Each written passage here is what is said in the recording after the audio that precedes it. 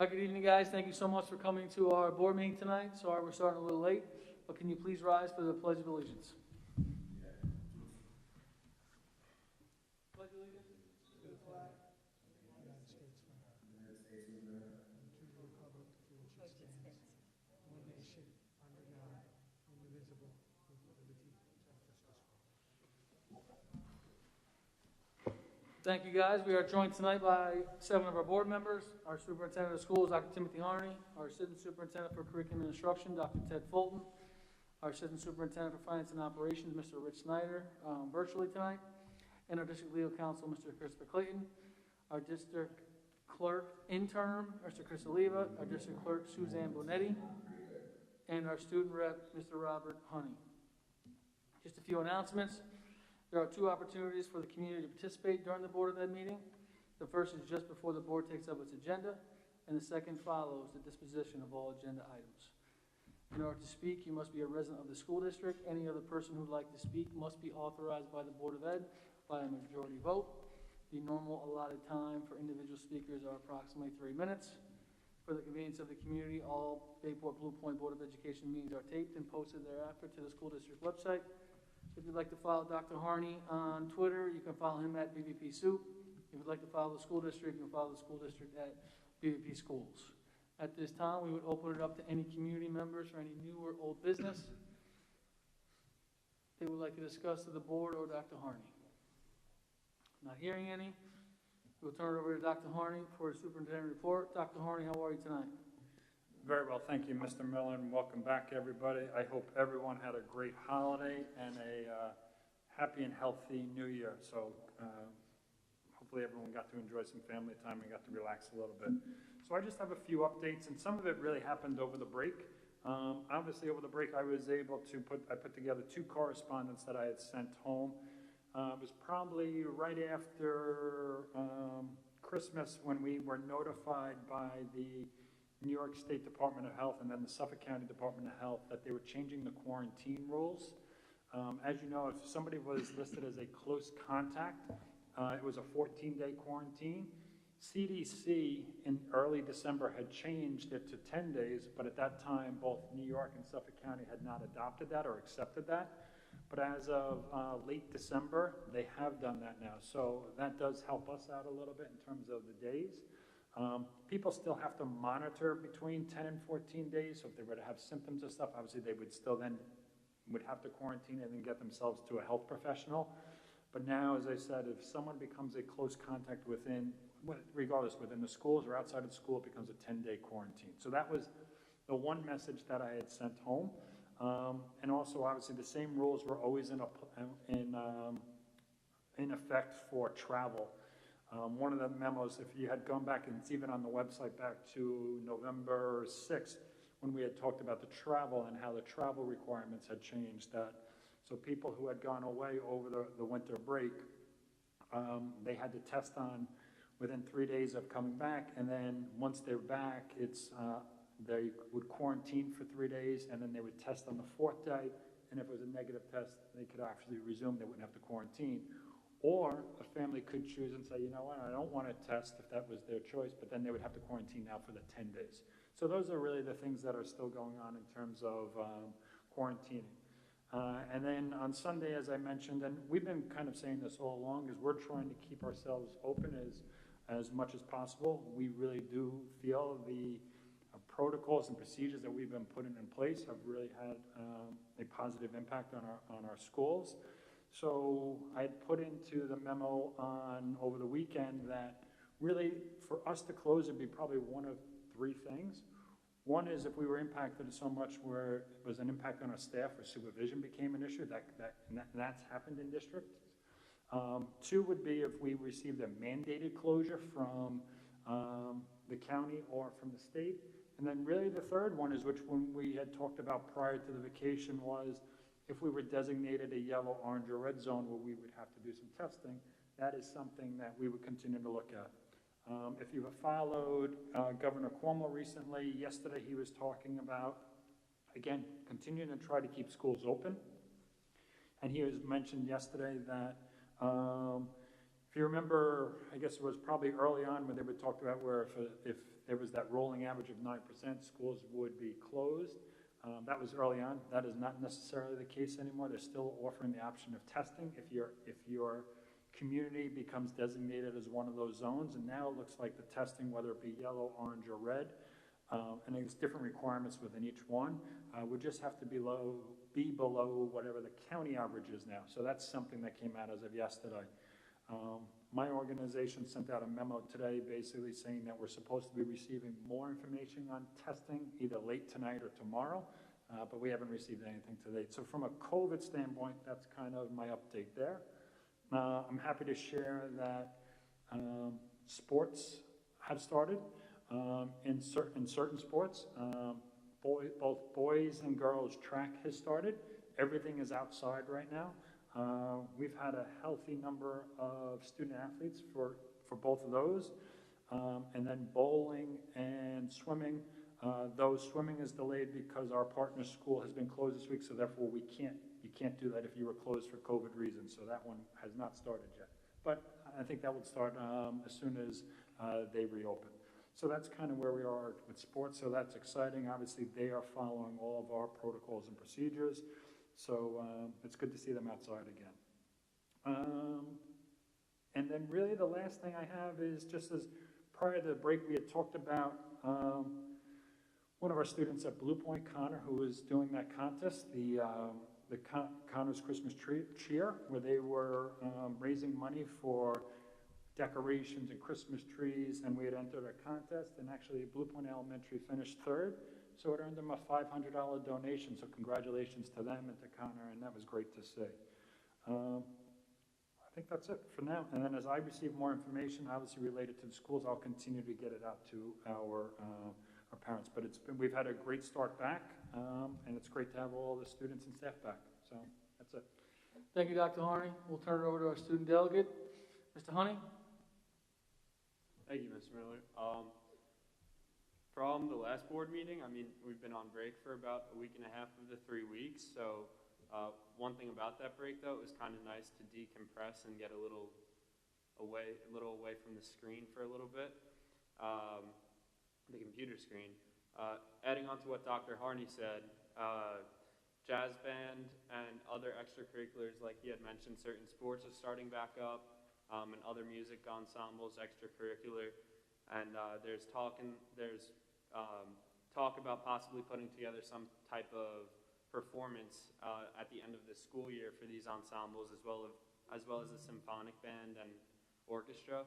So although we don't know the details of that yet, it's great to boost morale in that way by getting back together with these team-based things that we've missed out on for the first half of the school year. And then the last thing I really have is that underclassmen are beginning to make their class schedules for the 2021-22 school year, and the junior class began meeting with the guidance counselors today to build their senior schedule. That's all. Thank you, Mr. Honey. We appreciate it. Any questions for Mr. Honey?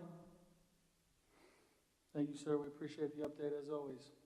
Moving on, we will pass over to Dr. Fulton, who will celebrate our PTA reflection winners. Thank you very much.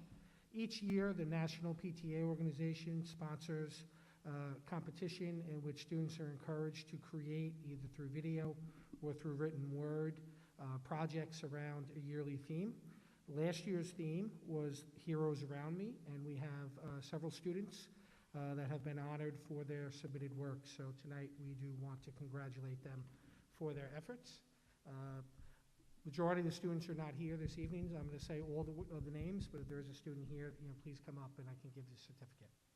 So winner for the PTA Reflections for Visual Arts, we have Stephanie McDonough.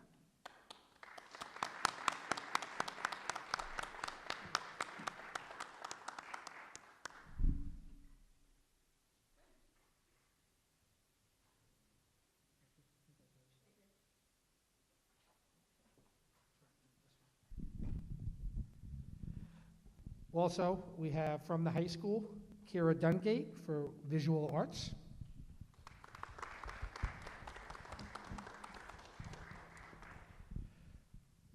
From the high school for Literature, Callie Fabrizio.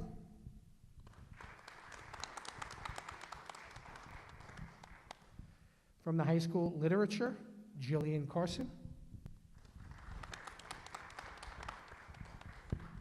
From the high school in music, Earlia Deutscher.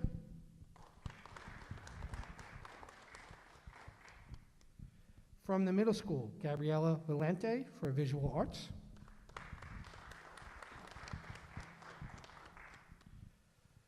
From the middle school, London Suwaya for visual arts.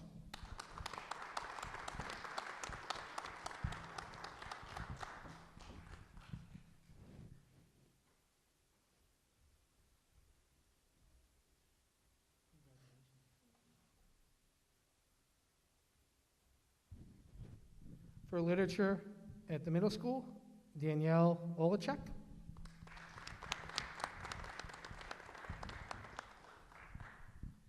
And from Academy Street Elementary School for music, Alexander Capozzi. And Alexander also received recognition for visual arts too as well, so he was honored twice.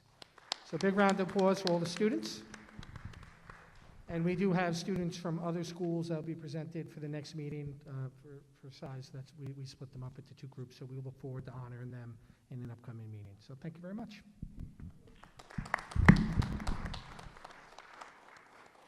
Thank you, Dr. Fulton. Congratulations to all the winners. We truly appreciate all the hard work that went into that. At this time, we'll turn it over to Dr. Harney for a budget presentation along with Mr. Snyder, who is here virtually tonight. Thank you, Mr. Miller. So we are going to try something new tonight, so please bear with us. So we actually have Mr. Snyder, who is doing this virtually tonight. So he is, it's going to be like he's Oz, the Wizard of Oz. You'll hear his voice, but you will not see him as we're doing this. So as we're going through this, Mr. Snyder will take us through a brief presentation that's related to our first budget. Just to kind of give you a little overview, we just wanted to get some basic information out here for everybody, just so that we can start the process a little bit. As we're going forward, we're probably going to be talking about creating probably two budgets right now. One is kind of pre-COVID, and one as if we were still in COVID. That's kind of how we're going to have to look at this. So as Mr. Snyder talks about this, that's going to be some of the information he shares. We're going to let him go first, and then when we need to do questions, just so that he can hear, I would ask you to ask myself or Mr. Miller a question, and then we have to turn around and talk to the computer so he can hear it, and then he'll give us the information afterwards, just so that we're aware. So it's a little bit of a process, but we wanted to try and at least get started, and we didn't want to delay this anymore. So with that, I'm going to turn this over to Mr. Snyder.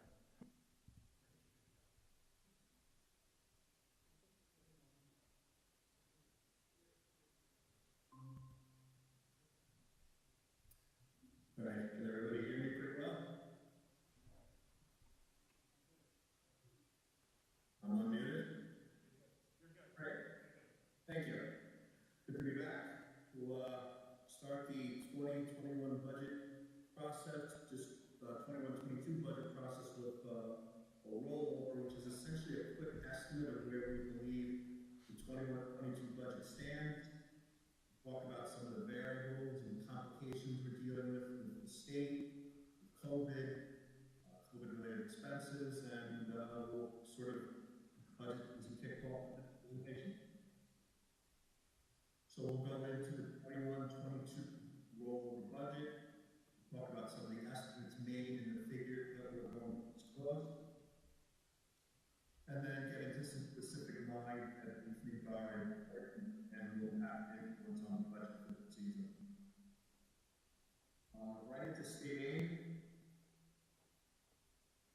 Certainly, right now, with a lot of the talk coming out of the economy, it's looking like 2009-10 all over again, with history repeating, and the stability and predictability of our state aid is now, once again, the primary concern for many school districts. I would think there's any debate amongst business officials that we're now looking at state aid saying it's a difficult one to project.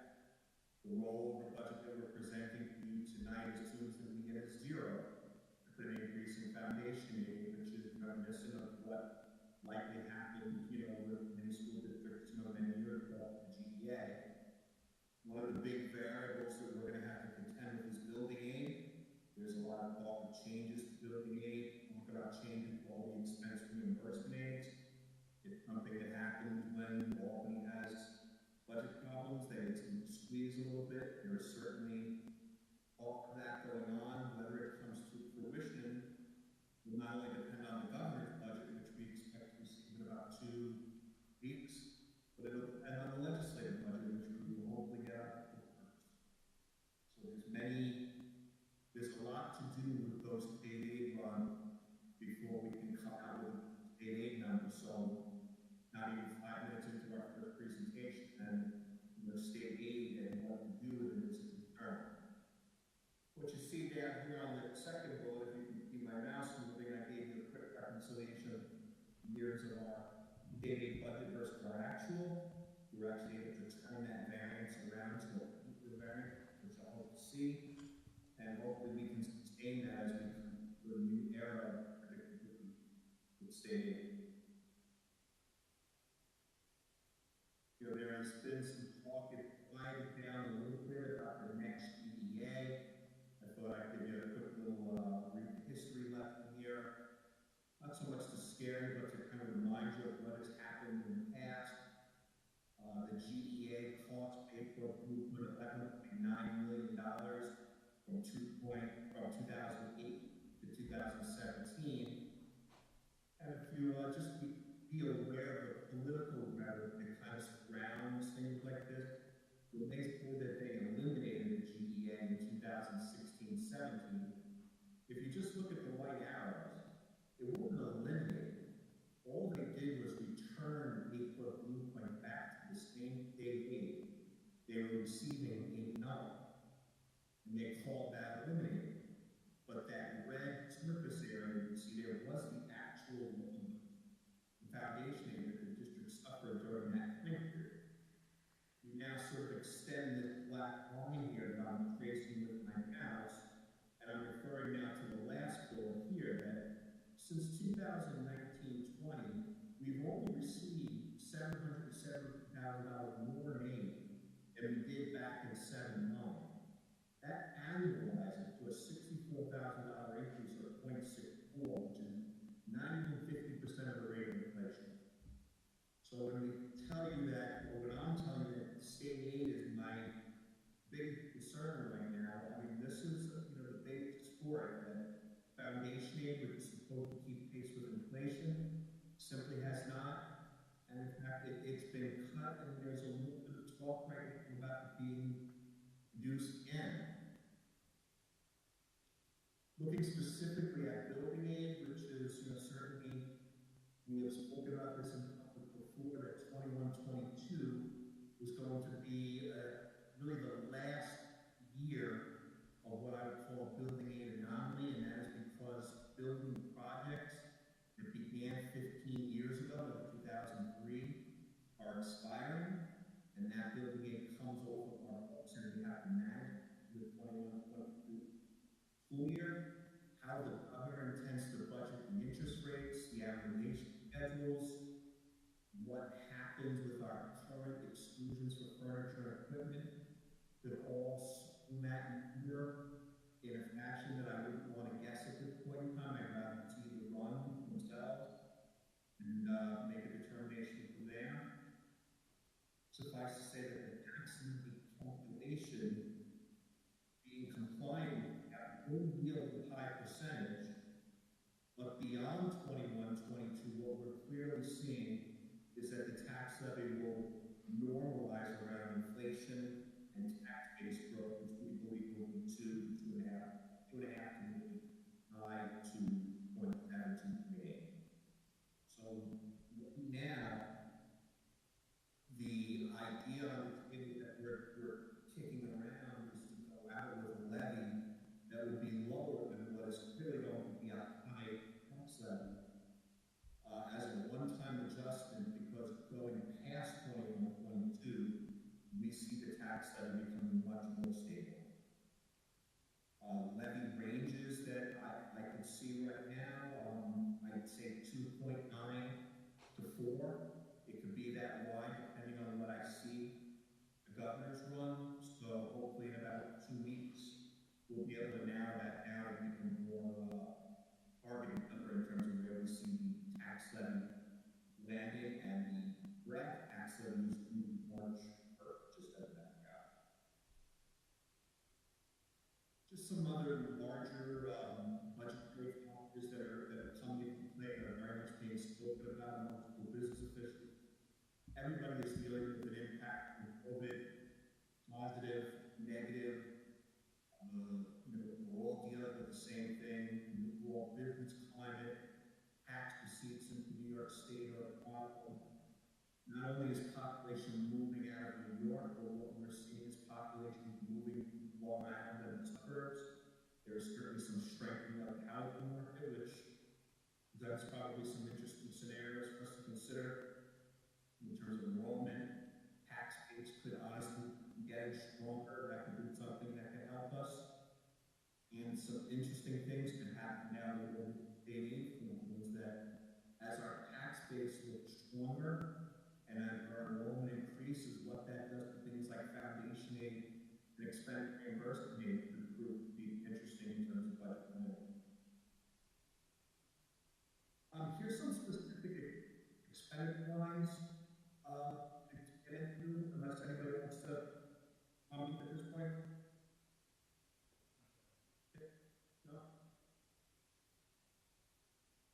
And just facilities, certainly a very difficult line over the past 6-7 years. You can see looking from 13-14 to 17-18, it was very predictable. We were around 130 to 150,000. And then for the past 2 years, and we've certainly spoken about this quite a bit here in the session, we had quite a bit of repairs. The rollover budget is assuming that we go back to a more normal place to still repair line. So I'm only rolling over $165,000 in repairs into the budget.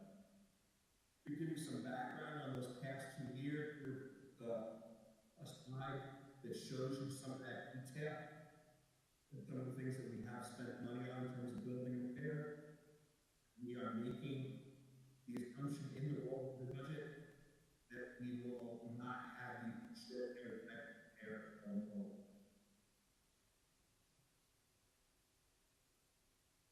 Put utilities up here because I thought it was interesting that 70% of our utilities come from electric.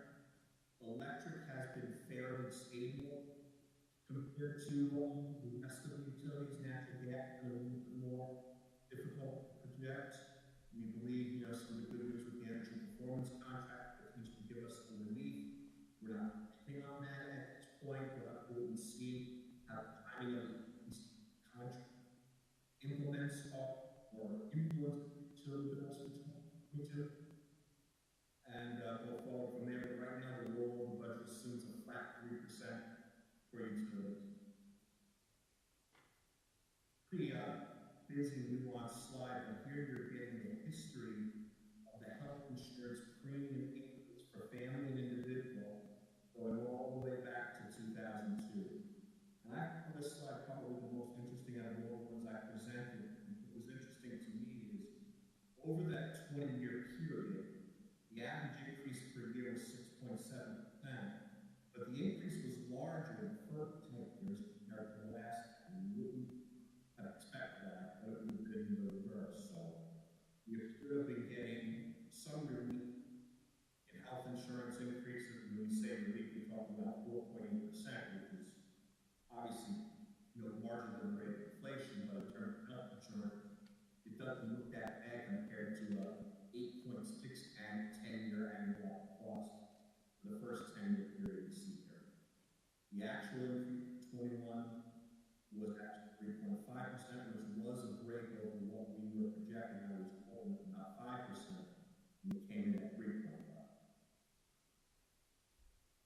Pensions have consistently been declining for the past 5 or 6 years, both the state retirement system, which is for our ERS employees, and just retirement for teachers, administrators, and teacher assistants. Both these pension systems have had some expenditure relief, as you can see by the lines. We're hopeful that the stock market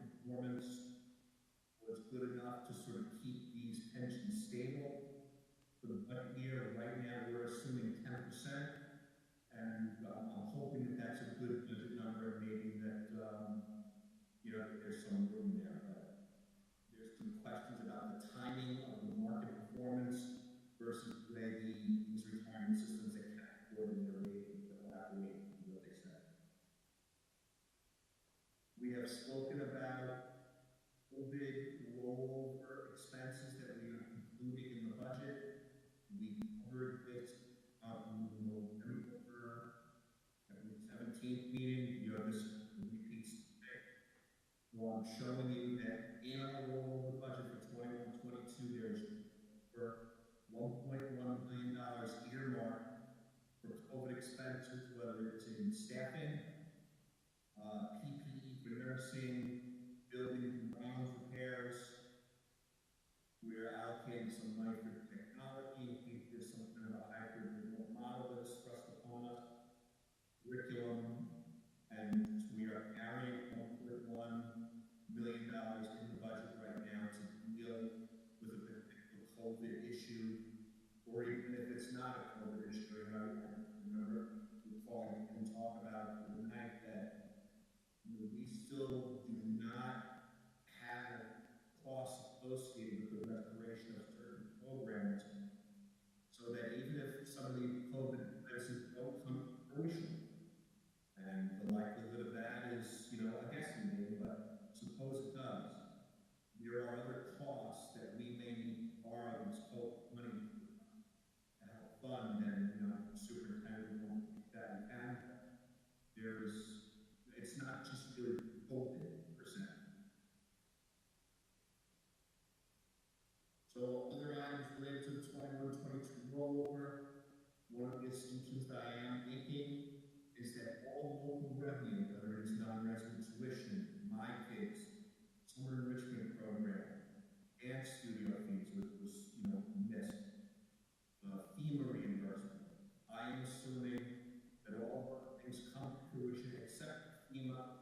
I'm not getting anything from FEMA until 22-23. So looking at just the bottom line snapshot right now, my rollover projection shows the budget $1,590,000 in the red. Again, that's inclusive of $1.1 million of COVID expenses. So if you want to do the math, you could come to an adjusted deficit without COVID if you care to do that. And here is the budget calendar we see going forward for this year. I think that is the last slide. So if there are questions, if they could be entertained, that would be the best way for me to actually do it. Yeah, so what we'll do, if there are questions, I'll take them and I'll pass them on to Rich. As I said, just as a precursor to that, the idea was just to kind of do an overview tonight, to just kind of show some information.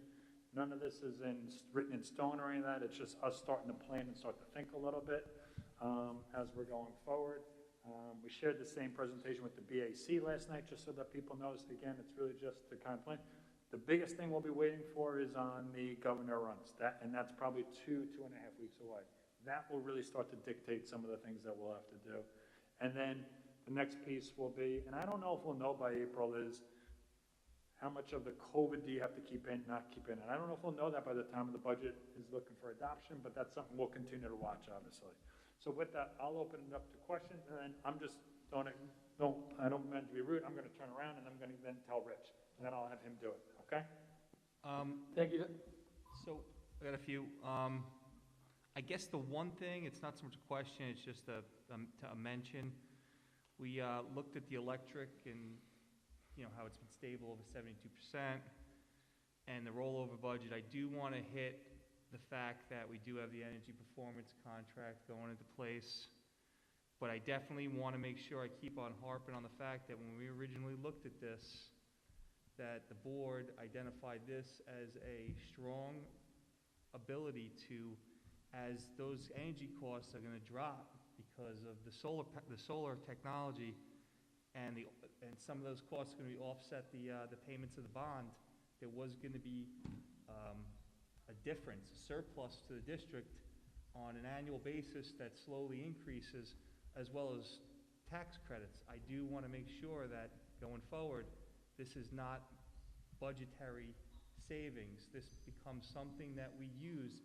I think we estimated about $7 or $8 million over the course of 15 years, and new aid and savings, that this is something that we really utilize to, as a extra funding stream into our reserves. So, Rich, I'll just take this on. So one of the things is we were just kind of playing around with these numbers is I don't think even anything of the energy performance is in here. Because of, obviously, even the COVID has delayed some of that, so we're not counting on any of that. So we're working on our submissions to the state ed department right now, which we know how that could be. We were hoping for them to start this summer so that we could get, hoping for next year. I'm not sure if that's going to come to fruition or not. So we're not even putting any of the EPC stuff into here, and it was never really a consideration, just so you know. Okay. And my other part was the overall budget. So looking at this, it looks like, and correct me at any point if I'm wrong, it looks like we're almost budgeting this with the idea that nothing changes COVID environment-wise between now and next year, because we're still assuming 1.1 million in rollover expenditures that we've actually been incurring this year, and we're also assuming that all these additional revenue streams like the dance, renting out the facilities for dances and all these different stuff, that we're not going to incur those. So to me, this looks like a worst case scenario. That means that means next September all the way to next June for the school year, we're going to be under the same environment. So, I mean, that's fine because this is early, but I would definitely say that to me is a pretty far leap from what we potentially should be in come next September. I agree. So when we had put this together, Rich, this is just about this being the worst case scenario. Yeah, I heard that pretty well. Okay, so do you want I mean, go ahead. I would say, I know it was Mr. Johnson, that it's worst case, but what does concern me, Brian, is, some sort of a mandate that maybe comes from the state that talks about different types of hybrid model and what that would mean to Tim and Ted and the principals and the cost, and really then saying that 1.1, we're going to have to use that. And right now, and it's just a guess, Brian, it's my guess. I'm not so sure that we're not going to need that 1.1 million. I want to be wrong more than anyone in the district, but I have some concerns, and yes, it's early, but my concerns are about what's going to come from the governor with learning models going forward. Thank you, Mr. Johnson. Thank you, Mr. Snyder, for the presentation. Thank you, Dr. Harney. Any other questions? Ms. Byrne? Could you just let Mr. Schneider know how much we appreciate the effort he went through tonight, and thank you for the presentation.